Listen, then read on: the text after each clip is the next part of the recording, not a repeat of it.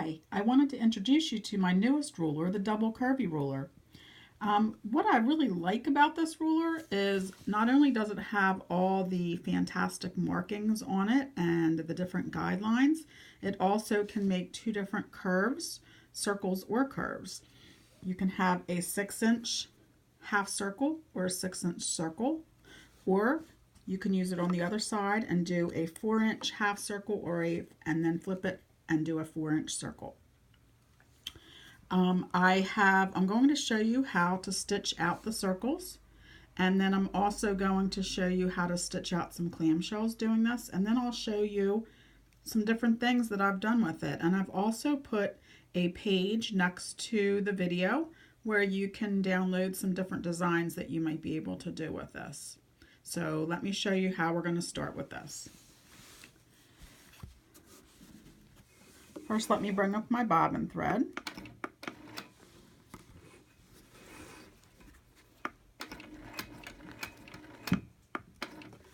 Okay, so when using rulers, I always start with the needle down. I'm going to line the edge of my circle up with my line that I've placed there, and then I'm going to start stitching all the way around.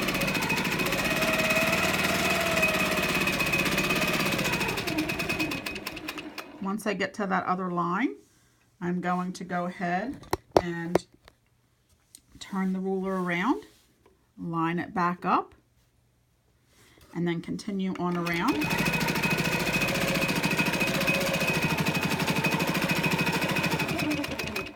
When you get to a point where you feel that you can't go any further because your hand's in the way, stop with the needle down, reposition your hands, and then continue back around. And there you have the 6-inch circle. So now suppose you want to do the 4-inch circle. The nice thing about this is it has these little grooves in here for your hopping foot to rest into. So you would just place it there, line it up with your line, go around halfway, stop with the needle down, turn it around,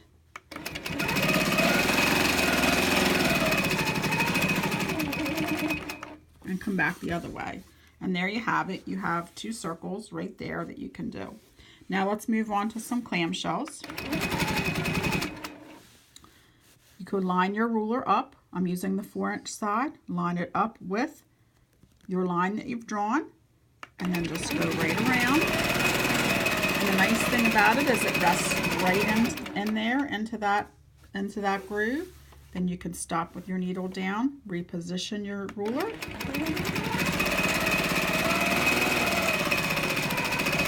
and continue to move on like that. So I wanted to show you a couple other things that I've done with this, just so you can get an idea. So there's the two circles that I've done.